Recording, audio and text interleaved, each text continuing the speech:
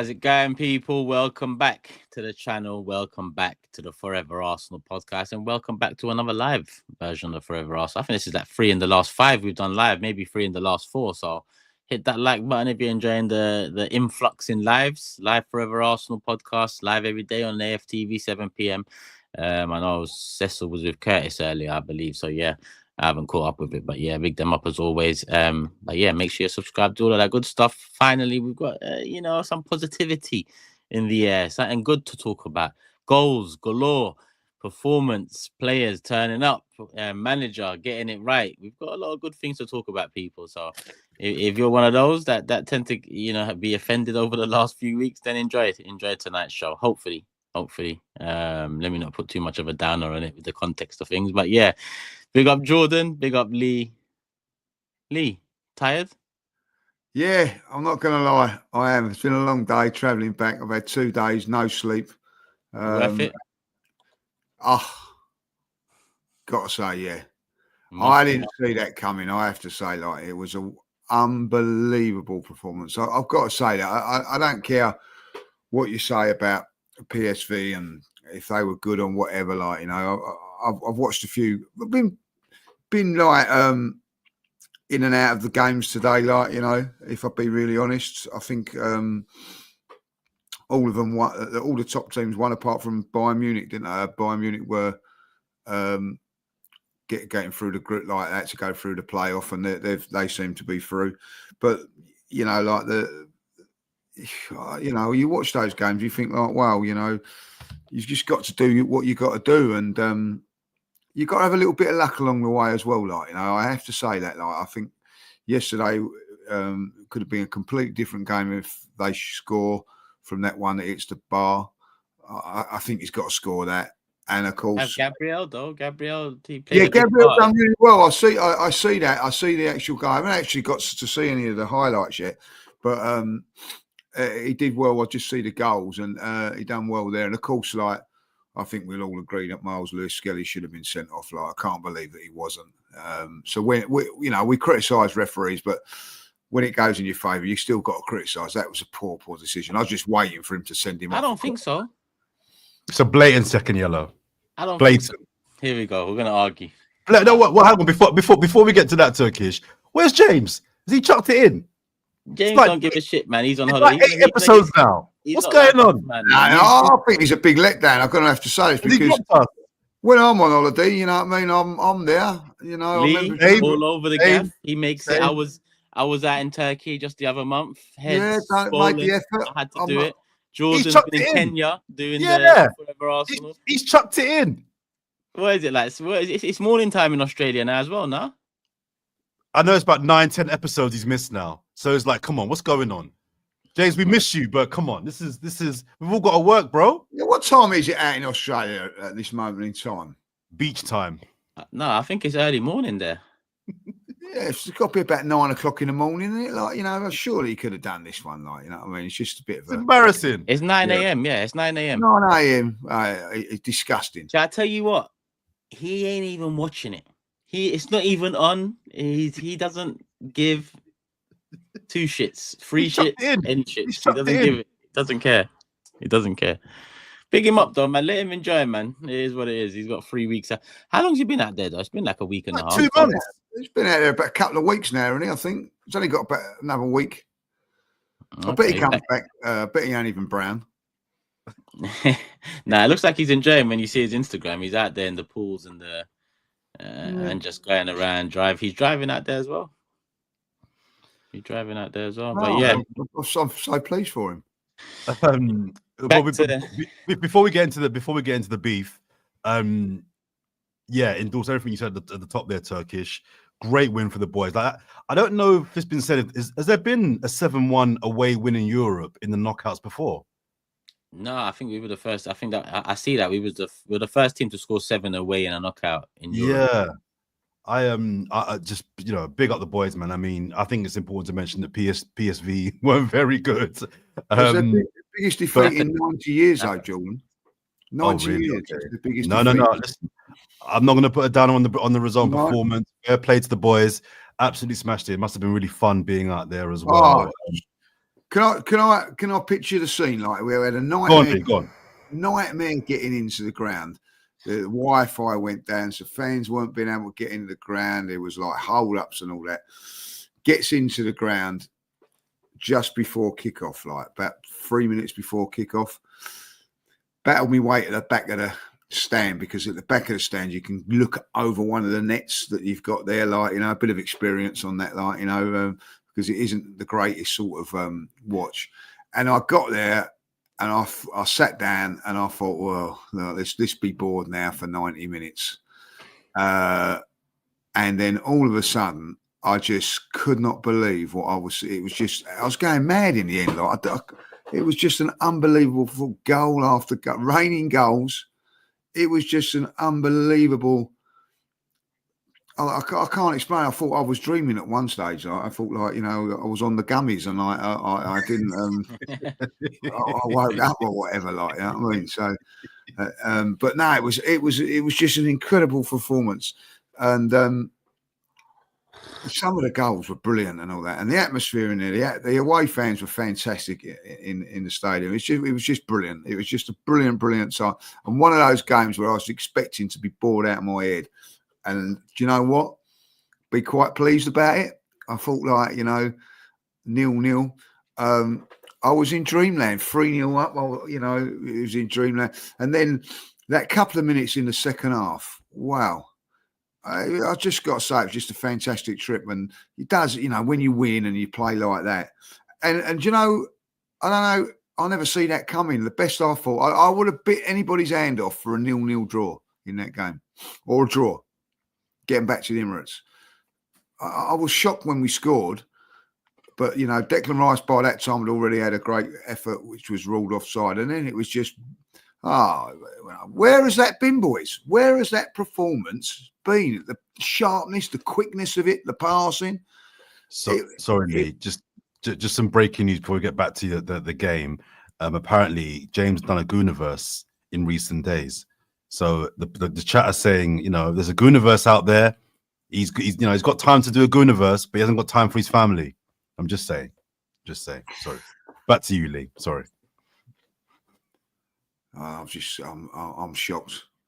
I think that's a points deduction now, like, you know what I mean? He's the only one that got a point this week as well, by the way. Well, did he think Arsenal would win? 1-0, yeah. Yeah, he did. Yeah. No. But sorry, going back to the game, Lee. You're right. I mean, I was at an event last night. It was a quiz, and there weren't any phones allowed on the table for obvious reasons. But I had my phone on the table, like kind of sneakily to my right, not to cheat, but just to kind of keep across the game.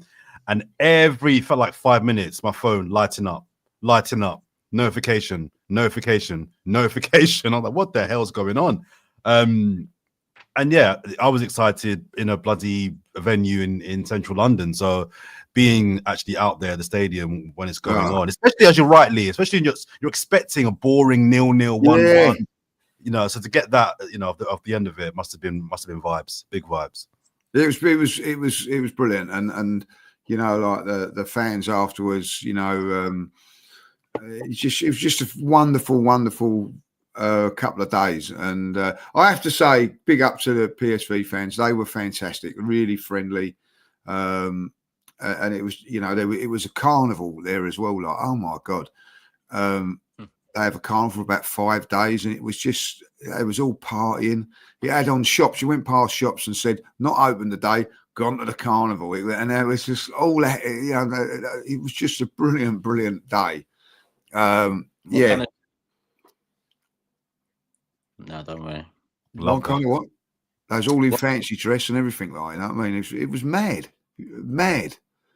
absolutely mad, like, No, and I tell you what, I got big up to the girls, you know what I mean? Like, they weren't wearing hardly anything, and it was cold. Big up to them. Sorry, more breaking news in the WhatsApp group, guys. You can see James he's actually watching the stream, so you get half a point back.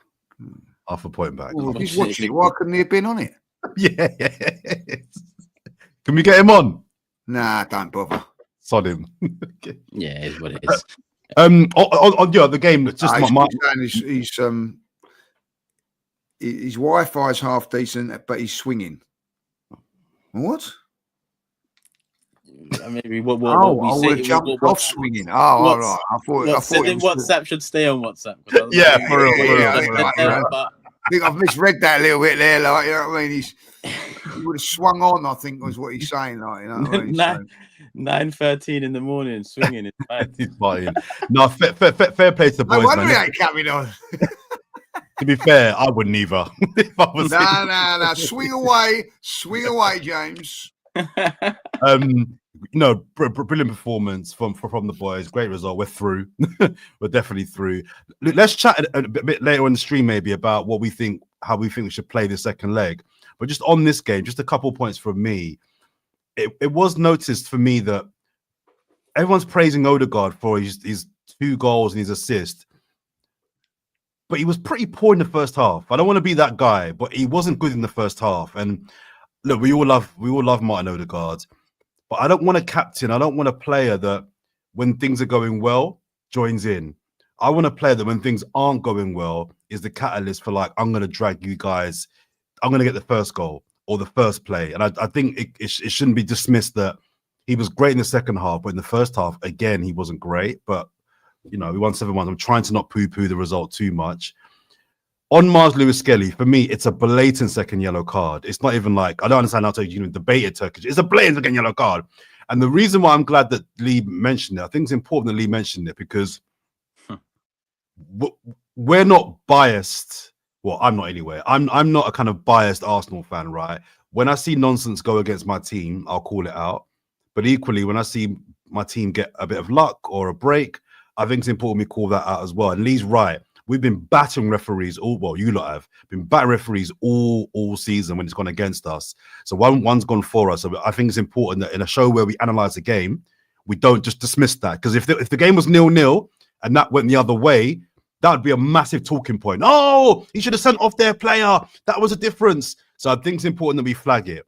But on a separate, before I kind of just get your response, Turkish, to that, on a separate thing with Mars Lewis Skelly, I said on the podcast after the Wolves game where he got sent off, he plays the game in a way that is often very risky. And I remember saying it will cause us to either concede certain goals or him getting cards, because he does that thing where he hangs onto the ball. He's very brave on the ball. He takes a little bit of a liberty sometimes, but 2 times out of 10, it will cost us. It will cost us. But you know what? I'm okay. I'm all right with it. I say carry on doing it because the 8 times out of 10, I think it'll benefit our attack. So the way that he plays, I think, is quite a risky style of playing. And I think over the course of a season, he will get caught a couple of times and it will cost us. But the benefits of it, I think, significantly outweigh the few times that I think it will cost us. And I think the way he plays is quite risky. I'm not saying I don't want him to change how he plays. Don't change at all. But I think as a fan base, we've just got to be prepared for the fact that the way that he plays, every now and again, he will cost us. Didn't cost us in this game. We got away with it. We won 7-1. But I just think there's a wider point about the way that he plays. It's the way that I actually like. I like how he plays. But it's a bit like Partey sometimes. Sometimes on the ball, he hangs onto the ball a little bit too long, gets caught. But more times than not, the way he plays benefits us. So I just wanted to make that point about Lewis Skelly because I think he should have gone first of all. But the way he plays is very risky and very brave. I like it. But sometimes it will backfire. Yeah, I get that.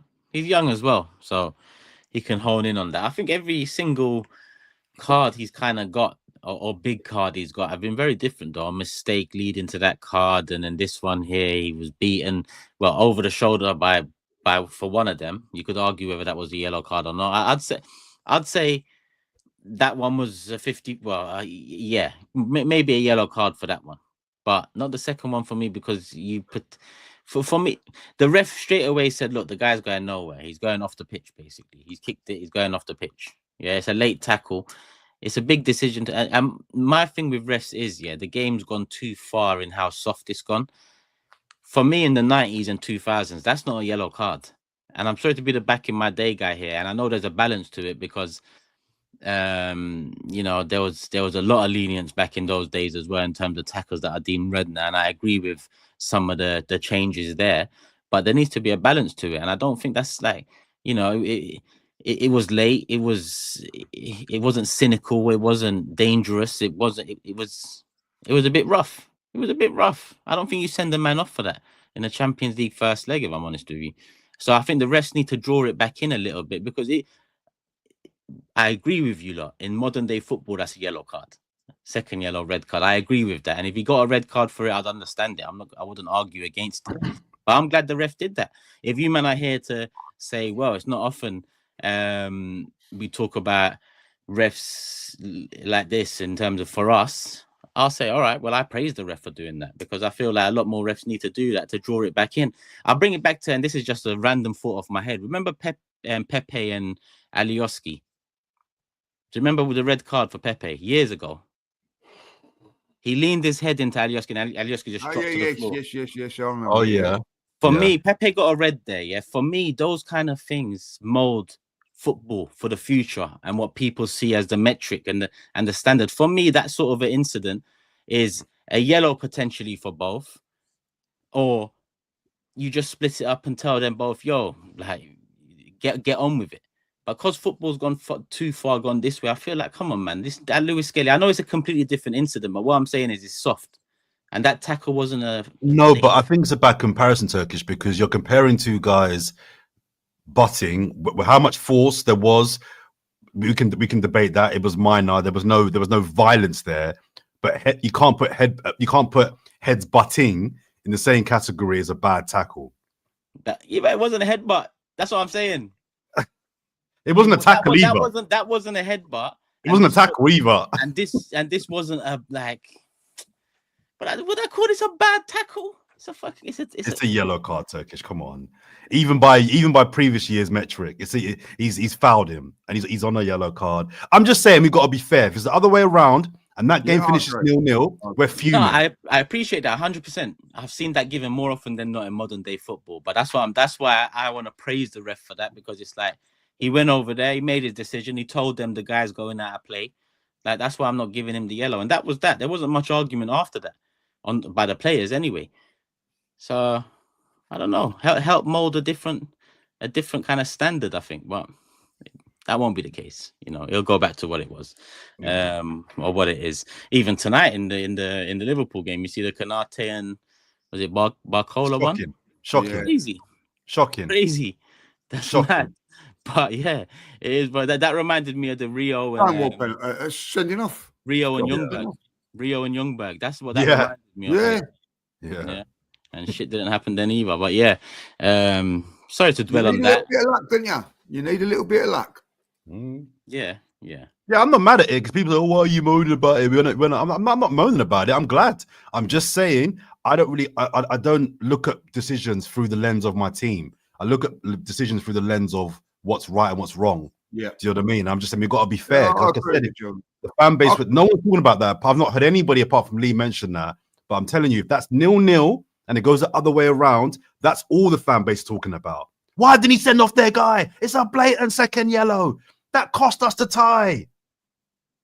We won 7-1 and it went in our favour. No one's chatting about it. That's all I'm saying. I felt it was, and I couldn't believe when he didn't give the yellow card. And of course, then it's not a 7-1 game, boys. It was 2-0 at the time. It could have been, you know, the second leg could have been a lot different. We never know. But listen, I think you need a little bit of luck in football. We got it there.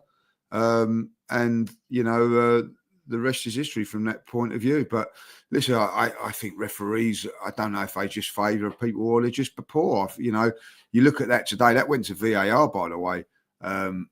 That one today, and you know, for me, it's a definite sending off. But you get away with it, and Liverpool got away with it today, and we got away with it yesterday. So, you know, we move on from there.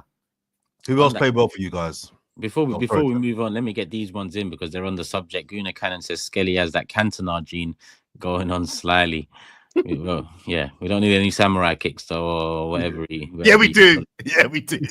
I mean, then I can't justify, you know, whether it's a card or not. That's a bit hard to back my guy, but yeah. Big up Costa as well, or Custa, sorry, and big up everyone. I love MLS, but his recent foul troubles have me concerned. I thought for sure he was going to be sent off. I think so did he, the way he looked up. Should Arteta revert to having White start on the right and Timber on the left, or am I overreacting? manage it. I think Arteta managed it well in this game. I think you manage it. We got away with one as well this game, but just manage it. Just because he is up, he has been our best left back. He deserves the spot, and part of what's made him good is those risque moments, those those pressurized moments that he usually gets the better of the opposition. That's what's led to us saying that he is our more favorable or best or most efficient left back. So he made the second goal yesterday, boys. It was a lovely assist for Wanyeri's goal. He's got ability, as without a shadow of a doubt. Suge says, are you concerned with the amount of bad tackles or yellows MLS is getting? For me, this was Calafiori's best game in an Arsenal top. We talked about our concern about it. Calafiori, I mean, we can move on to him now. I think, does he deserve a little segment? Because that finish once again, we're not talking about his defensive side here, but that finish once again, his free goals this season probably fall into our top 6 or 7 finishes of the season. All 3 of his goals. The way this one in particular, the way he just did it, because he meant every single moment of that. The way he cuts it inside, trickles to the back post. That finish was just beautiful. Beautiful finish, and the run as well. Actually, the run, it was like a proper striker. I'm not saying he's the answer, but do we make him forward into next season now? What do we do with him? Because it's looking like Lewis Skelly at the moment has the vest for the left back spot. But you want to manage his minutes. You don't, he's still a junior coming into men's football. He can't play week in, week out. But next season, is Lewis Skelly your first choice left back? And do you have Calafiori playing all the cup games, maybe? Do you just rotate game to game? Because you've got 2 good players there. Go on. I think what you just said. I think Lewis Skelly starts the season left back, deserves it. I think I've been more impressed with Calafiori coming off the bench. I can't statistically back that up, but off the top of my head, I'm thinking about Lewis Skelly started games very well and ended games very well overall. That's why I'd say left back for us. But Calafiori, I remember, coming on, being a part of things, changing things up, managing to change it up tactically, both defensively and offensively. So I wouldn't mind that. It's not like, as much as there's potential there, he's also a young player, not as young as Lewis Skelly, but it's not like we signed the prime Maldini. He's a young player. So if he's to be a rotation option, he's a rotation option. You fight for your shirt or your number 1 jersey back. That's how it's got to be. But I like the differences in them. I'd still prefer to have a natural left back as well going in the next season. And without Tierney, we won't have that, funnily enough, after all the left backs we bought. But aside from that, I'm happy with Lewis Skelly and Calafiori being the options. Lee? Yeah. No, I'm with you on that. I've been. Listen, I think Calafiori's. I think people forget how young he is. I think he's only 22, first season. I think, getting in.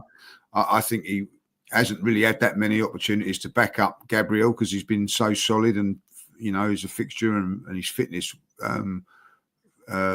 is unbelievable.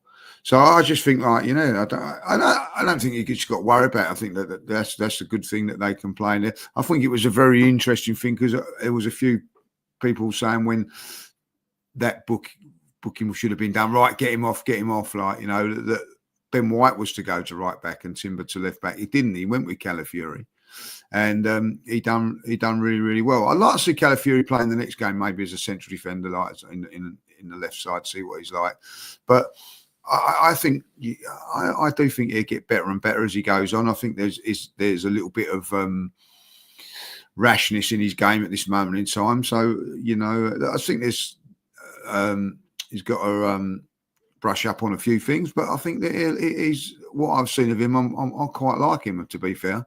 And going forward, not only that, the pass for Trossard's goal as well. The vision for that was sensational. It's only a little pass, but to put a square pass in a box like that was quality. And I thought he done very, very well yesterday. The pass draws the keeper out because the pass is one of those ones that's on the cusp of being heavy enough for the keeper to think he can get it and set up the finish because Trossard's good enough to think on the spot and finish it like that. So goal and assist off the bench. It's mad. Who's man of the match for everyone? Who was Lee? Who was your man of the match? I went for Odegaard. I didn't really, maybe because there was loads of netting and all that. I didn't really. It was down the other end. I thought that, some of the stuff that he was doing was great. I felt his press was good, work rate, and I also felt that for the first time he was taking chances. You know what I mean? Like sometimes you give the ball away if you're not playing the safe option, and I think that was for me what he was trying to do. He was trying to make things happen, not playing it square and going here and coming off the back. I thought he was in pockets and doing really, really well. But I then think that I know he's my favourite and all that, but I thought Declan Rice was sensational. I get a little bit annoyed when people say, "Oh, he can't play in the 8. He can't play." I think he can do both, and he does it very, very well. And yesterday proved that. First goal was from his cross, but his energy levels are incredible. Are absolutely incredible. And I thought he was one of the star players yesterday. And listen, Wanyeri's got to be in there as well. Sorry to cut you there, Lee. No. I was working from home here today, and I had the game on the full night in the background, and I was watching as I was working, and I slightly think the scoreline. This might sound mad, but I think Saliba was really just everything that he had to do. It's one of his best games in a long time, by the way. He's been a bit okayish for a little while. I thought he slightly had a really, really kind of competent game. I know people say, "Oh, they didn't." Go on. He helped the transition a lot. He did. Part of why we started the game so well and played so well was the transition was swift. We were zipping it about. He was a big part of that into midfield, into the attack. So I'm with you there. I wouldn't say, he wouldn't be man of the match for me. But yeah, I'm with you there in terms of he went in under the radar in terms of how important he was for that game, because the defense to midfield passing for the entire game was just obviously. Who's your man of the match, Sergis? I lean towards Timber, he had a very good game. He's just a machine. He was very good. Rice as well is the other candidate for me. I was umming and ahhing about thinking which one, but Timber, machine. And because he hasn't been mentioned, but Rice, you see his role in terms of the box crashing side of things. Mm-hmm. The only thing I'll say is, Lee, in terms of the frustration with him in the 8, I'm with you in terms of how people say he's not good in the 8. That's disingenuous. For me, he's been very good in the 8 for us, but he's a better 6. And it'd be nice to have a different 8 that if things are not going well, you can still have Rice on the pitch doing what he should be doing. And then that different 8 that gives you something different to Rice in terms of the technical side of things. That's not his fault. That's why I'm with you in terms of the way people just fob it off as he's not a good 8. He's been a very good 8 for us. That's what he's done the majority of the time. And we nearly got over the line last year. Game week 38, it went all the way to. So I'm not going to turn around and say he's not good there. I prefer him as a 6 star. Yeah, but that's up to us to fix, really. Well, I'll just that sort of performance yesterday when he's driving through and all that. I love all that. I love all that, you know what I mean? And he's picking passes. And I have to say, when he went into the 8, he just into the 6, because he done that when Party come off. He was brilliant as well, controlling the game from a different way as well.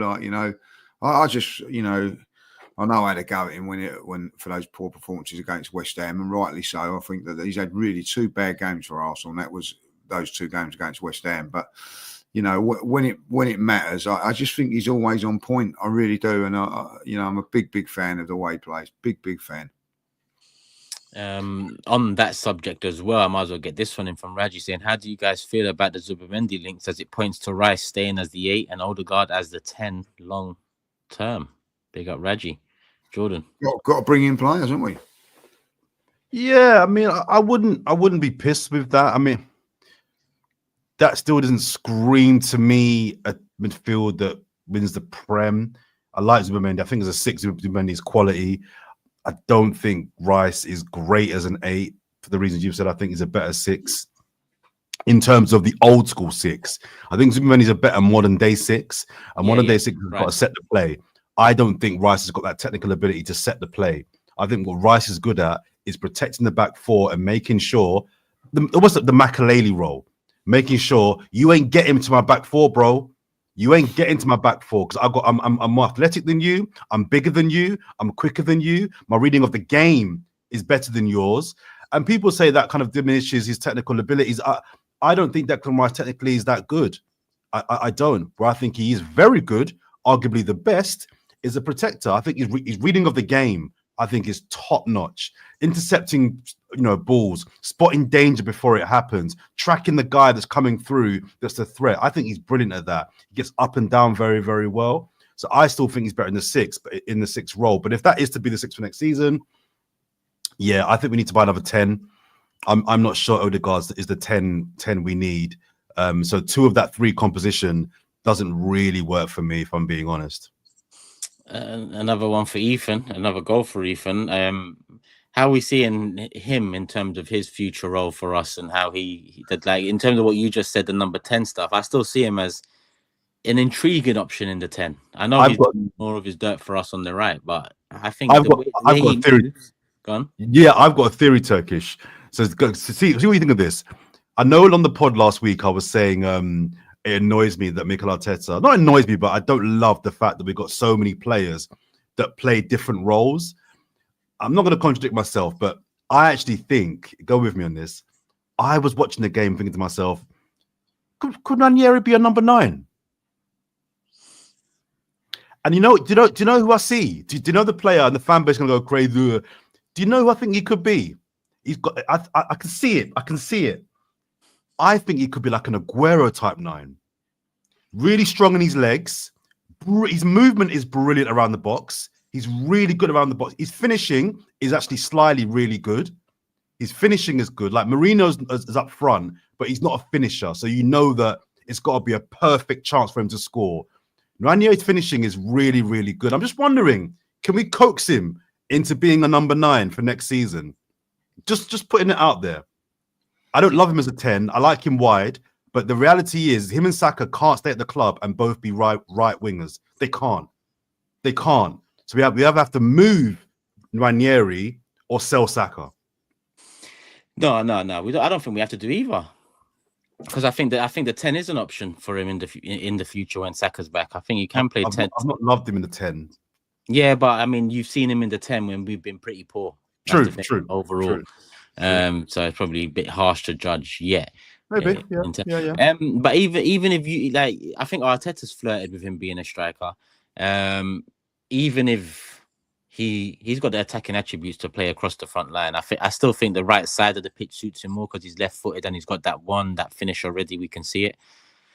But yeah, even as a striker, would still need a gunman. I'm not saying he's not, because look at his goals to games. Yeah, not as the main guy. Not as the main guy. Sorry, would still need it, because a lot of his best attributes are still dropping to get the ball, linking up, play, passing, and moving. And in terms of a striker, the one we've been lacking recently, we've been lacking that greedy guy that just stays in and around the box just to eat anything we cook up.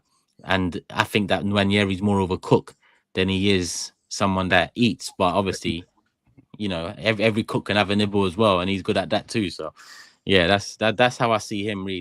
We like a nibble. Something like that. Late stream people, hit the like button. 2,000 in the building. Come on, Lee. He's got the red light on, talking about likes and nibbles. Lee just come back from them talking about shops are closed with notes on the window. I don't know what's going on. Who else is there? There is many more to do. We've done Timber, Rice. Odegaard's been mentioned, but Mourinho's got to have a mention. I thought that was his best game in an Arsenal shirt. I thought he played well. That was a good finish. I liked all the performances, really. I don't think anyone could not say didn't perform. And that's the great thing about it, isn't it? Mm-hmm. Yeah, Trossard, and I think Trossard played very, very well. Yes, Trossard. Both halves. What am I saying? Because he had the finish in the second, but yeah. Pass into Skelly, pass into Rice for both the goal 1 and 2. He was active. He was active for sure. Even the goal that was disallowed. Both goals that were disallowed were nice. Like the Rice finish was nice, and the Trossard, he rounded the keeper nicely as well. Both finishes are nice. We didn't get away with those ones. Jordan, what are you laughing at? Get out of the live chat. The comments are killing. They're giving me jokes. What are they talking about? Your nibbles thing. It's everything, man. I love our community, man. They're jokes. They're jokes. Omran said, when Jordan said, quote, "Do you know who I see?" I shouted Aguero. He has got that build. I agree with maybe build, but I don't agree with like. But you know what's funny, Turkish? Yeah. But you know what's funny? Because to your point about being a 10, where was Aguero at Atletico Madrid? Yeah, support. Yeah. He was a 10. Do you know what I mean? Support, so I'm kind of agreeing with your point that if he is a 10, I'm just saying could be anyway. It's just something I just saw. I think to myself, I see elements of Aguero in it, or he could be that type of forward. But you know, maybe it's a stretch. I think that's the only one on what we were just talking about. Sorry, Jack. This one came in earlier. I didn't even see it, but here it is. I thought Saliba's performance went under the radar, set the tempo, being brave with his passing in the build-up, breaking the press. He started most of our goals. Big up, Jack. Big up the community as always. Where was we? We just mentioning the other players as well. Raya did he have anything to do? He done okay. Everything he done was good. It was okay. You know what I mean? Right. It wasn't special, but sometimes you don't have to be, do you? Like, I thought like Thomas Partey wasn't special, but he still had a good game in there. He wasn't spectacular. Sometimes that's what you want, like, you know. But for the penalty, though. Yeah. I thought we should have had a penalty as well, by the way. Which one? In the first half. I thought that was a penalty. Oh, yeah. Again, that's one I can understand if it's given. I can understand if it's not. It wasn't intentional, but yeah, there was contact for sure. I just think, like, you know, the greatest thing about yesterday was, for me, it was just totally unexpected. I can't believe that we done what we done. 7-1. I'd have took, you know what I mean, bit your hand off for 0-0 when we ended up winning 7-1, and we was actually thinking that we could get more goals, you know, and I'll tell you what, and a few beers, trying to sing that song, you know, me put the ball in the PSV net. You know what I mean? Like, I actually took about 8 times before I got that right. You know what I mean? Got there in the end. Did you know what I noticed as well with the goals as well? We got players in the box. Look at most of the goals that we scored. There was lots of players in the box. We got the ball in the box, not necessarily by crossing, but we got the ball in the box early. And most of the goals that we scored, there's like 3, 4, 5 players in the box. We've not done that for a while. They've been on the periphery, outside, passing, trying to break lines. But this game, we actually had players in the box. And it made a difference. You get 3, 4 players in the box with quality, something's going to drop for you and goals get scored. Yeah. I like that. Do you think also the way they played helped us out? Because they was very high, weren't they? Giving us a lot of room to run into. I don't know if that was it. Their defence was a mess as well. So, yeah, it helps. Yeah, you know what I mean? But you've still got to beat what's in front of you. Like, I don't like it when people go, well, they're crap. You know what I mean? Like, blah, blah, blah, blah, blah. And then when you go and get a point against third in the league, in the Premier League, it's all Arsenal crap. Like, you know, listen, I think we've had a bad couple of weeks, and you know, I was hurting after that West Ham game. I was in not in a good place when it comes to Arsenal. So to get that result and the way we played and all that, I'm going to bloody enjoy it, because it's been a tough couple of weeks, and that was as good as it can get in an away European performance. Do I think that it changes us? Do I think that we're going to win the Champions League? No. Ultimately, I don't think that we're quite good enough. I see teams today that defended and rode their luck. You know what I mean? Liverpool today, you know, that's a proper away performance, by the way, from them today. Like, you know what I mean? Getting absolutely battered, but still dug in and then nicked a goal. That shows quality. You know, there's still some good teams in there with a lot of firepower. But enjoy it. Well, enjoy it. I think we've got to double down on where we're good. Like, we up front, we scored 7 goals yesterday, but we're obviously in attack a bit blunt. So I think we just got to kind of almost scumbag our way to the final. We just got to look at what are we good at. We're good at defense. We've got all our defenders back. We are a good defensive team. We're a good team, but we're just not a team take out yesterday that is going to score lots of goals. So we've just got to scumbag our way to the final. We've just got to double down on what we're good at. You know, we're through to the next round. Fine. Let's say it's Real Madrid. We've got to start thinking about, and it's a bit of a luxury. We can start thinking about now playing Madrid in the next round And then if it isn't Madrid, it's a nice bonus because it's not a team as good, but very good in Atletico. So we can almost start planning out the next 5 or 6 games because we know we're definitely into the next round. But I just think the way to go through now is to just be defensively, just like Liverpool today. Liverpool should have lost that game 5-0. I don't think they were good defensively, but they rode their luck, hung in there, and smash and grab, got the win. They're through now. Liverpool are through. And if that was 0-0, I think Liverpool are through. But they got a 1-0 lead. I'd be stunned if Liverpool don't go through now. So we've just got to find what works for us, and we just got to make sure that defensively we're solid. Our players are fit for that first leg of the next round. And you never know. If you knock out Real Madrid, you're cooking. You actually you're in the mix now. All right, I'm just saying. If we beat whoever, if we win the next round, I just. I said whoever, it's Real Madrid or Atletico. All right, it's all right. One leg at a time. One leg at a time. I'm telling you. Yeah.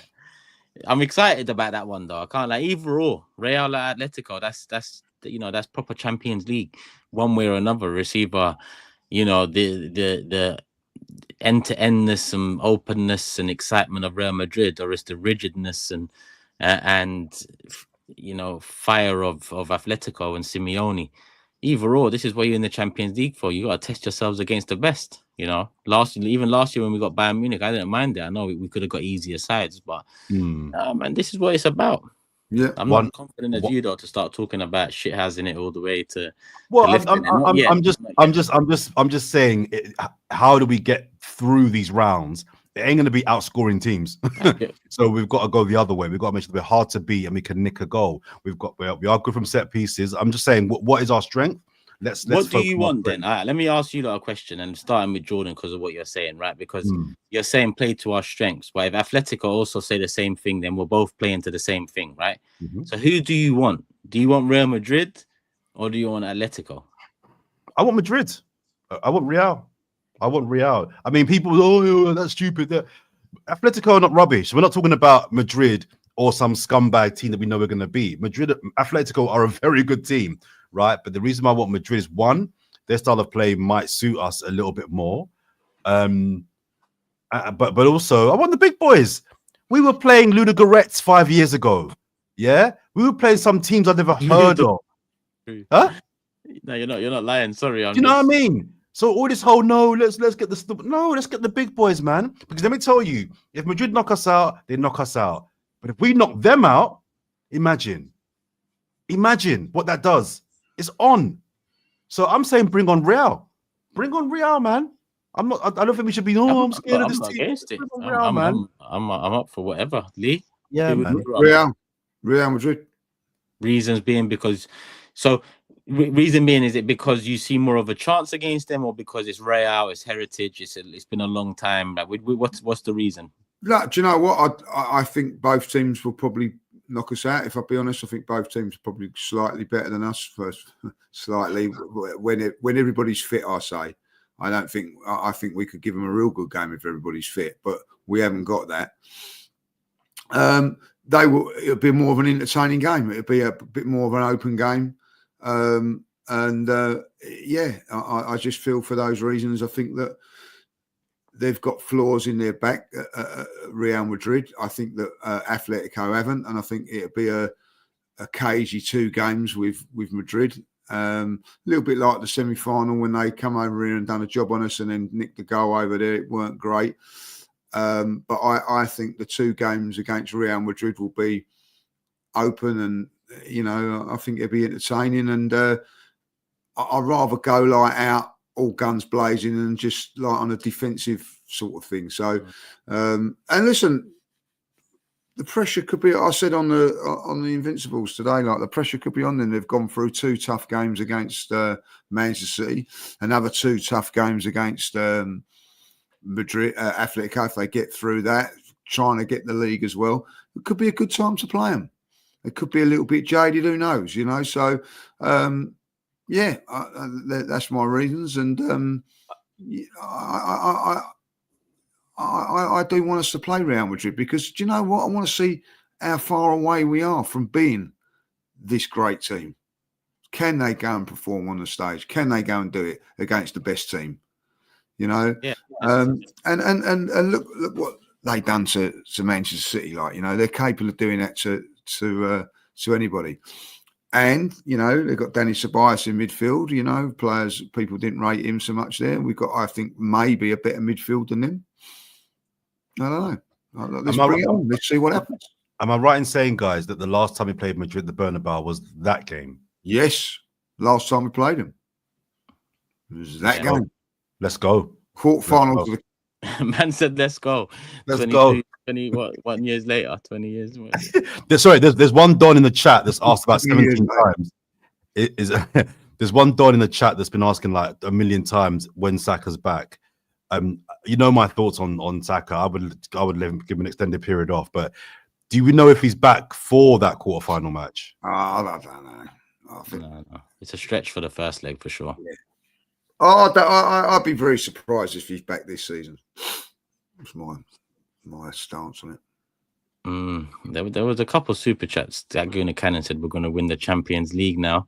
And there was another one. You know what though? I like that. You know, why shouldn't you be brave enough? Stick your chest out, and if you think we can win it, brilliant. I'm not against people doing that. You know, like let's have it. Well, I don't think we should, like, you know, sometimes if you go into fear into games of football, you don't win it. Just go there a bit relaxed and enjoy it. You know, who knows? I'll tell you what, we've got a better chance than some. We've got a better chance than some teams, haven't we? Some teams are not even in it. Michael says, win this Champions League, then next year's Club World Cup. Bahan says we need a watch along at the Bernabeu. Let me just get the Champions League ones in here. Ricky earlier, big up Ricky, said the defense is our biggest strength and can be entrusted with keeping with Vinny and Mbappe in check rather than our attack breaking down Atleti's blocks. Bring on Real Madrid. It's just that, even that, like, I know our defense is our best, you know, the best thing about us, but on counters at times we have been, you know, pretty. I mean, you know, with Jared Bowen's goal, for example, and we're talking about Wan-Bissaka and Jared Bowen there. Even PSV's chance was pretty much a smooth move that led to what should have been a goal if it wasn't for a mix of Gabriel and the striker bottling it. So that's where my nerves come in, because I agree with Jordan, and you know, the defense is our best attribute, but this is Mbappe, Vinny, Rodrigo, Bellingham. If them man don't do it, Brahim Diaz stepped up the other day, like he stepped up, I think, a week ago in La Liga or Copa del Rey as well. Arda Güler's on the bench. That's before getting into the midfielders and who does play and who doesn't play. You know, I mean, I look at Real as if there's a fire sale going on in the summer, then we should be of interest for a few of those players that are not getting enough minutes this season. But yeah, let's just get there. Well, we are there, not there, but we are in Madrid. It's just where we're in Madrid, man. Come on. No, we're in Madrid, yeah, but Atletico ain't out of it yet. They should. They obviously still. It's a long shot, 2-1 down, but they're not. It finished 2-1, isn't it? 2-1, yeah. That's very open. You know, you can't say who's going to win that game. Yeah, 100%. So Michael Oliver says, big up to my fave uncles. Valverde, big up. Valverde alone will run riot in the midfield, let alone with Bellingham. It will be we'll be battering if the defense can't hold up. That's the test. But it's those tests you want. It's the test that's needed. It's the test that we need to, you know, let's find out where we're at. You know, we know the attack isn't where it's at, but the midfield and defense are. So let's see. I'm not convinced they definitely beat us. I'm not convinced they definitely beat us. I think we've got a good defense, we've got a good goalkeeper, we've got a good midfield, and I think if you stay in the game for as long as possible, I wouldn't put any money on Arsenal, but I'm not convinced that we're definitely lose to Real Madrid. I'm not. Nah. Vendetta himself says, I don't think we should get carried away. There are going to be a lot of games this season where we struggle for goals. Good game, but we still lack a lot. And obviously, slowly but surely, we will keep it moving on to the next subject, which is the weekend's game. But still a lot of super chats to get through. George Graham says, maybe unpopular opinion, but Partey very much annoys me with his lapses in concentration on and off the ball. It's a trend every game now, and it's nearly cost us. Yeah, that wasn't great. That moment there. FSG forever. Hey guys, how does it feel winning the PSV Cup? Seeing wrong host to say that to you. You can only beat what's in front of you. Chris says Jordan saying Rice isn't technical and we should sell Saka to fit Ranieri. And question: what I never said Netflix that. series have you been watching? Listen. Because I saw a few people, a few muppets in the chat. So I wasn't saying we should sell Saka. I'm just saying I'm not sure you can have the two talents we've got and keep them both happy. I think Ranieri next year needs to be first team. He needs to be first team, and he won't be because Saka's better. The reason why I said or sell Saka is because this year we're going into the contracts where they've got 2 years left, and for me, it's either sign the deal or sell Saka. That's not going to be a popular opinion, but we've been down this road before, and then Saka goes for a free in 2 years' time. That's worse. So I'm just saying, either you got to accommodate Ranieri somewhere else, or you got to cash in and get 100 mil for Saka. I don't want that. I'm just saying. He's just saying, people. Suj says he'll be here for the Turkish poster burnabout win. I hope so. What a time it would be. And he also adds, how is it that we score 7 overall, 7 or 8 or better performance from everyone? Then Sterling comes on and seems to be so far out of depth. I didn't want to say it or bring it up, but it's not a good look. Everyone's even the defenders. Trash. I don't think you should focus on that, really. Okay. And Costa adds, F it. We are winning the Champions League. There you go. He's been He's on it. And big up Max as well, all the way in Australia. Hey Lee, how was the atmosphere in PSV and how was Julian last time on the away trip? Big up, guys. The Turkish battle on the watch along was fire. Oh, listen, the atmosphere was fantastic. You can imagine what it's like when it's raining goals. It was fantastic. The atmosphere was brilliant in there. And yeah, Julian, well, I think he's wormed his way back into the Madrid game by trying to get all the flights sorted out and all that, But yeah, he ain't going nowhere. There you have it, Max. Hope you're well though, bro. Haven't spoken or connected in a little while, so big up. Created by says big up you guys on the pod. Best Arsenal podcast. Love. Oh. Whatever happened to that competition we was in? Did we get an answer? Where did we finish? I don't think we won Turkish. Yeah, but even this new what's that SJJ things that have come out? How we not? I'm seeing some of the shit that's in there. You know what? It's true. You're right. You're right. I'm involved in that, and I think AFTV are nominated for best channel. How are you involved? I'm a judge. I'm one of the judges. So why don't you lead that then? Because I was on a different category. I was on best TV sports presenter.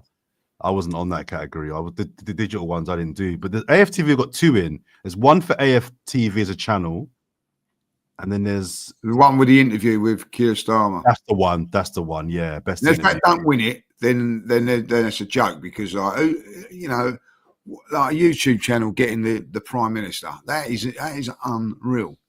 He wasn't liking what he done. That is unreal, and it should win it. And so if you don't win it, it's like Archie Gray winning London Young Player of the Year, not worthless. A couple of people have mentioned that. Chris says Q Sterling to score the winner in the final. I wish once again. And Ohan wishes we bought Fabian Ruiz in the summer rather than Mikel Merino.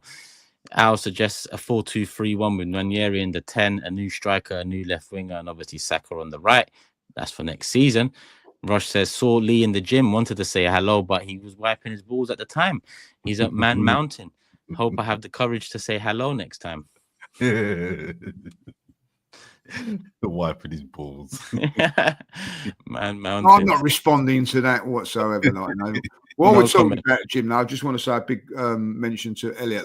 He was one of the guys in the gym that come up to me and said, when we sort of saying was a little bit down, sometimes you need someone coming up.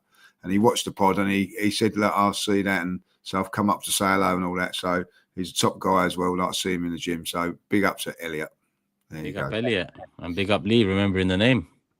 Yes, I did. I've done well there, while I'm doing that, big shout out to Roderick and Ellen that were watching the fan cams yesterday, like, you know, and Roderick is a big fan from Belgium, and Ellen is a Swedish young lady that is going to be watching the pod from now on. So I've got her involved with the Fourever Arsenal. She will be watching, so I thought give her a big mention. All right, let us know in the comments if you are watching, if that was worth it. What's her name? Ellen. Leave a comment, Ellen. She's from Sweden.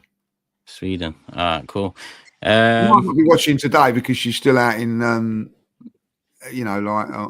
Holland, but like she Stop said, making excuses for her. Okay, she might be, like, you know. I don't care. The pressure's on. You've just cut me off to big up Ellen, saying she's never watched the show before. So now we're bigging up people that have never watched the show before.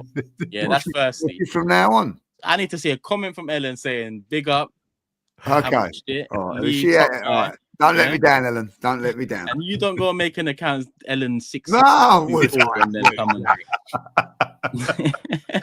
That's got burner accounts.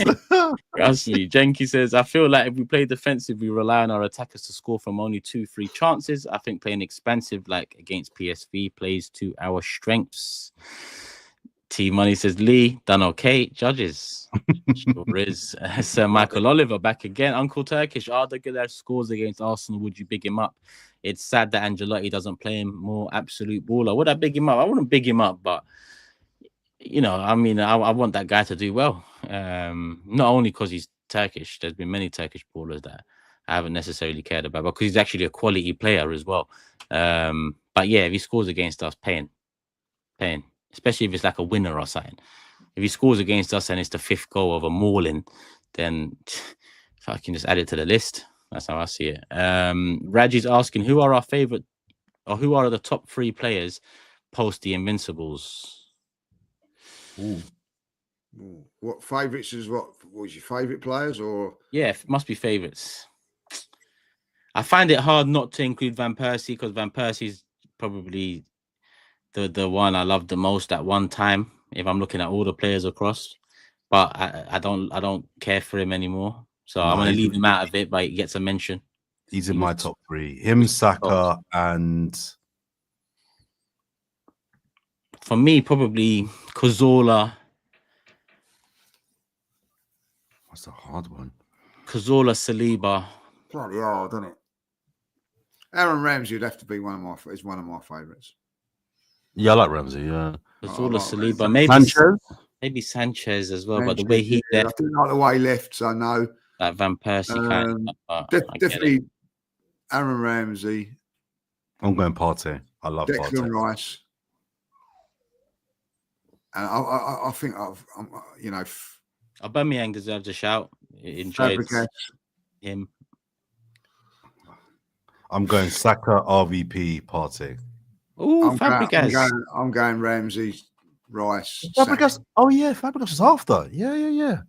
I've got to go Saka as well. I've got to go Saka. Who your 3, Lee? Saka, Ramsey, and Declan Rice. I'm going Van Persie, Fabregas, Got a lot of snakes. Saka. Yeah, those 3.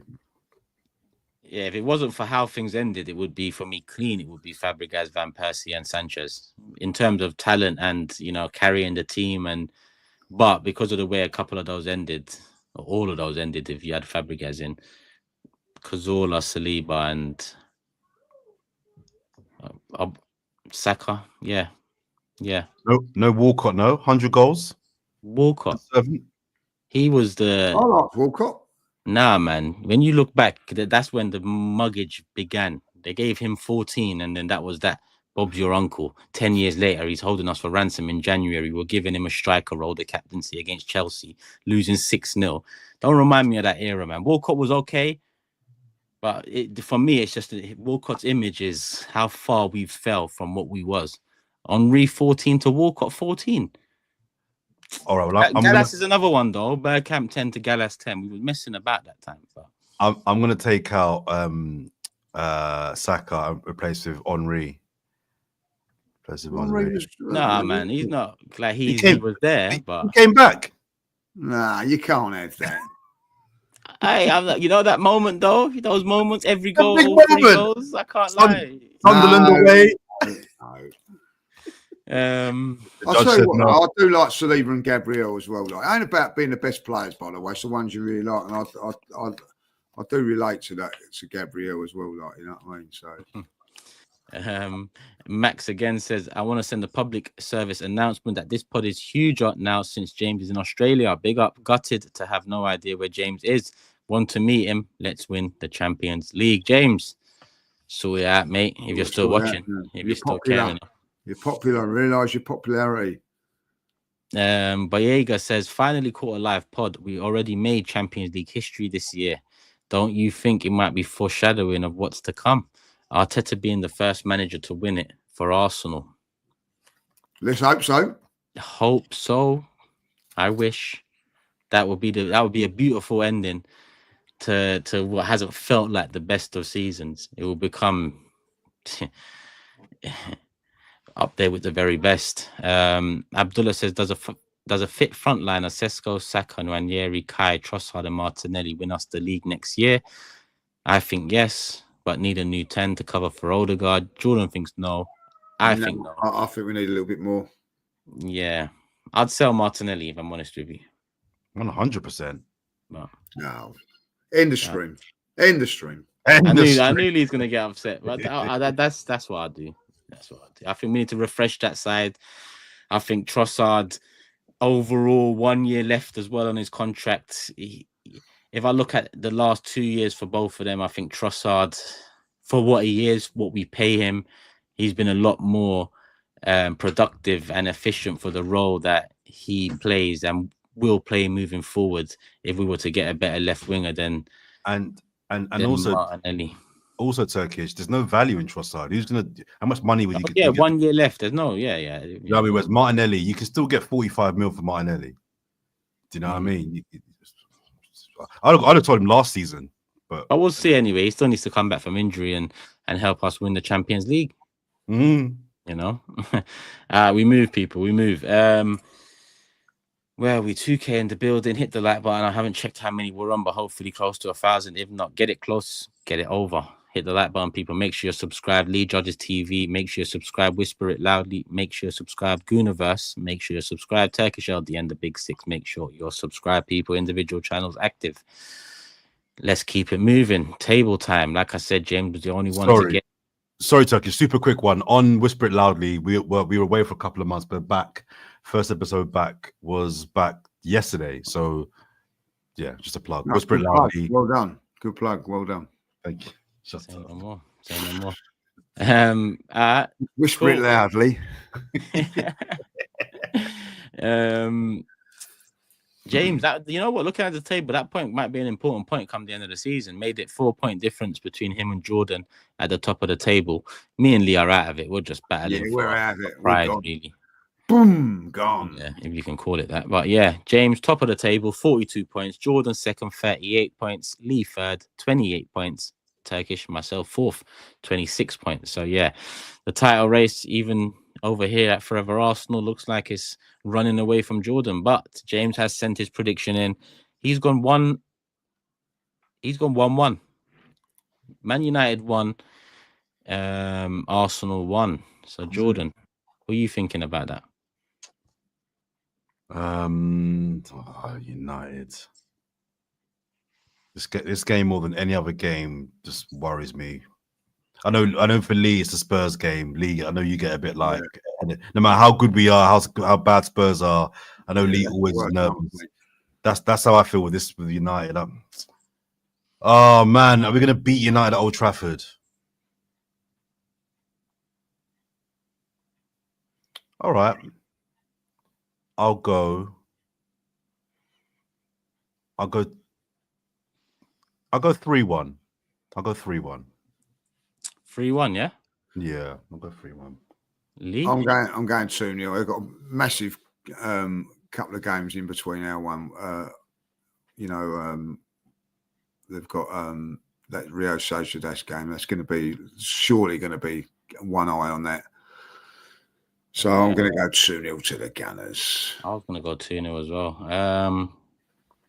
2-0 Well, I don't even know what I was about to say 1-1 and 3-1, but they ain't got nothing to do with me. 2-0. I don't see 3-0. I don't see United scoring. 3, I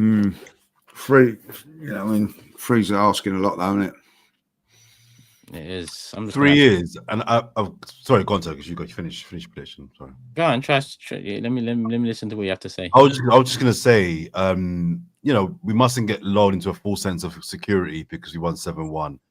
Offensively, we're still not great, right? And United got nothing to play for, so they would happily stink out the place and get taken 0-0. Do you know what I mean? We have to find a way to break them down, and they're not good. They're absolutely dog.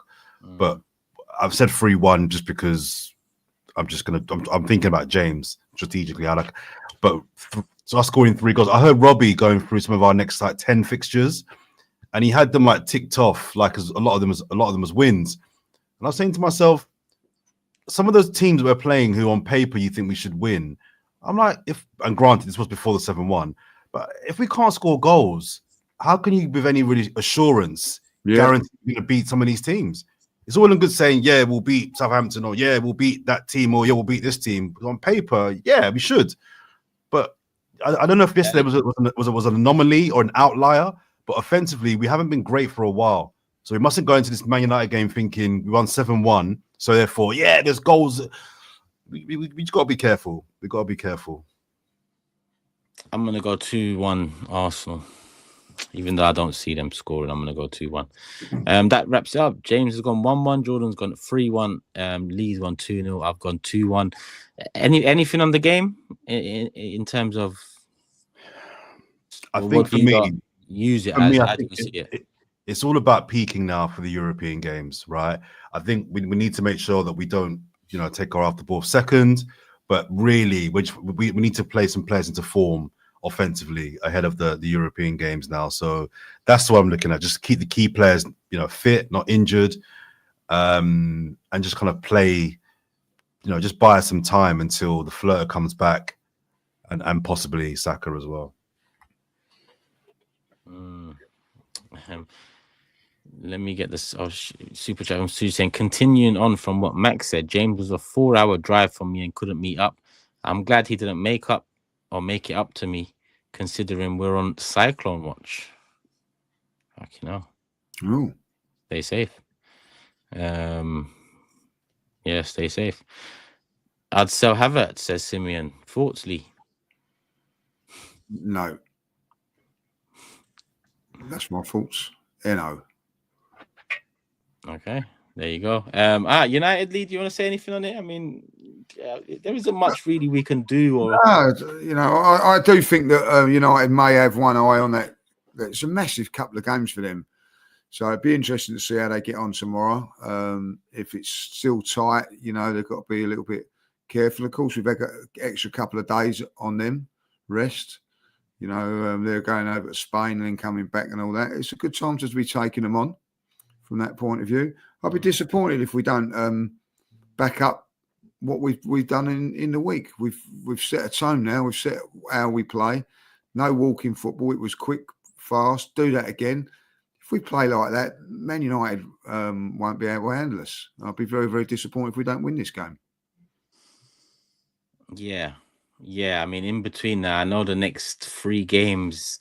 I know there's talk of will we get dragged into a top 4 race and whatnot, but the next 3 games I'm looking at it, I say next 3. Obviously, the next 3 will determine how much more important Everton and Fulham become after the international break. But we've all got our eyes on the first leg. I think the 8th or 9th of April, and I think you can't really drop off and lose momentum or lose that sort of vibe. I think a good vibe has been created off the back of the 7. Yeah. And that's how quick it can change in terms of mood or vibe leading into the next game. And when you consider the next games are a PSV second leg at home that we should just have fun with, and then Man United and Chelsea, who are 2 ex-rivals, big 6 teams that we should be beating even with the injuries we have. I think this month can be a good morale building month. Now, does morale building get you past the Real? No. We fucked that up in January and the summer in terms of aspirations there, in my opinion. But in terms of Sunday, don't drop off. I think take it to them. You know, I feel like we always say this against United, but take it to them. Try put them to the sword. I'd love nothing more to see goals galore again, chances, all of that. Even if it does loosen the grip defensively a little, it'd be nice to see this sort of vibe. Obviously, you know, don't start losing games off the back of it and stuff like that. But yeah, I just want to see that. But we move, people. Yeah, we move. Comments of the week, comments of the day. Sorry, I'm trying to find mine, but let me see. Oh, I didn't get one because we was doing it live. So live, yeah, same. I swear. So have we been live every day since when did we last do the pod? Last one was live as well, and you said no comments because we was live. So that's why we was live again today. Like, listen, you gotta ask me. You gotta ask if the comments. I should deduct.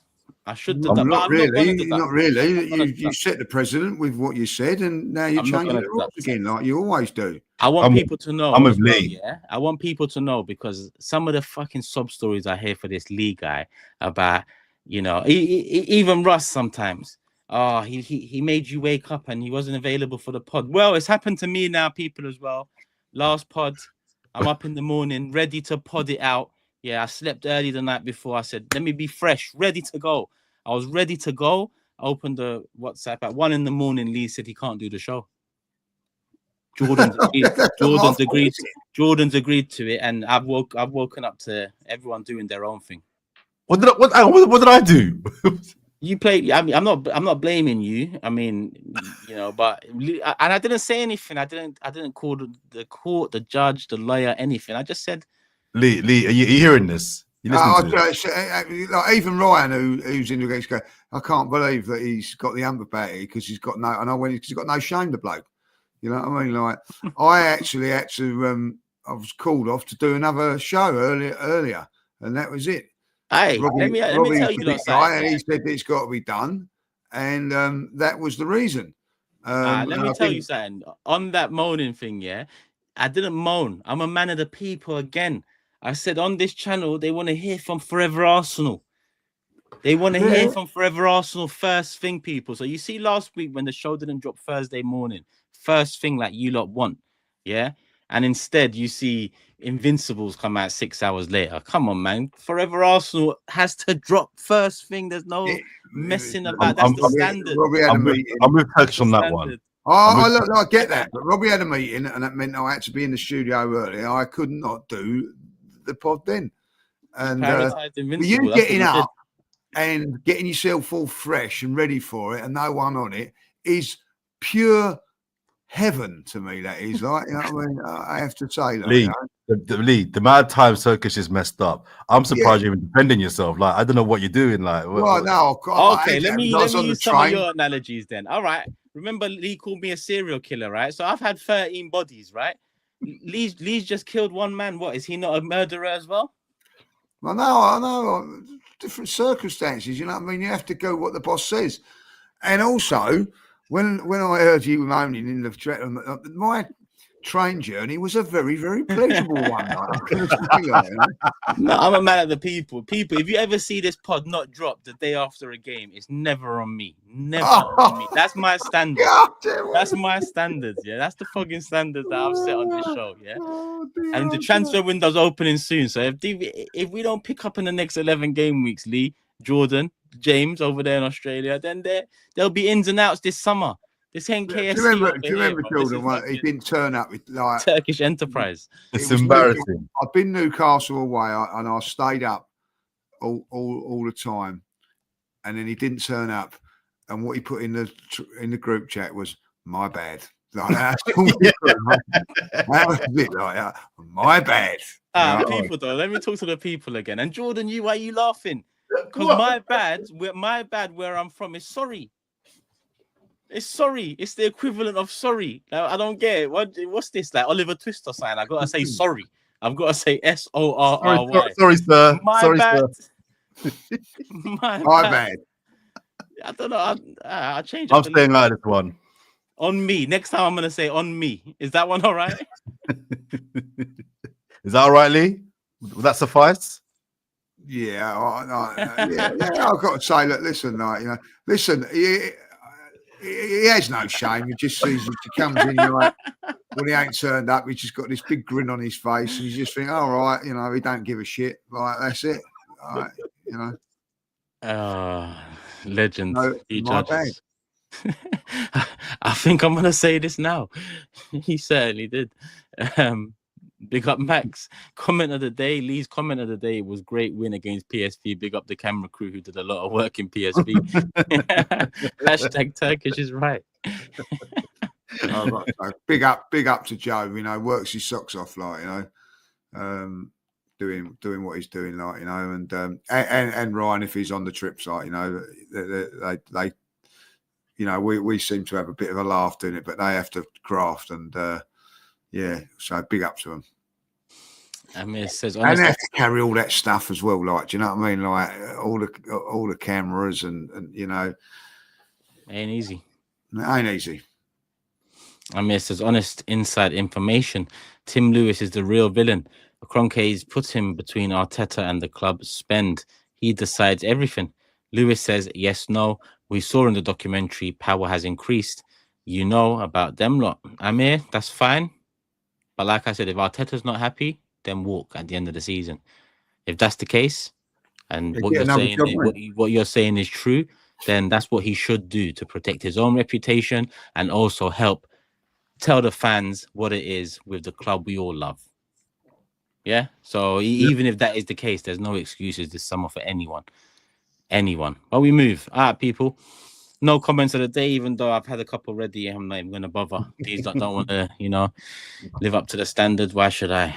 Forever Arsenal going downhill from here, people. James, come back soon. We're missing you. Yeah.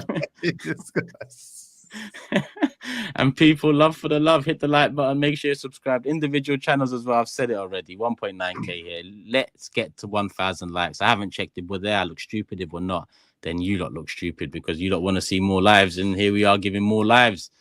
And you've also got a bit of inside information to how much I got to deal with behind the scenes of Forever Arsenal too. Love for the love.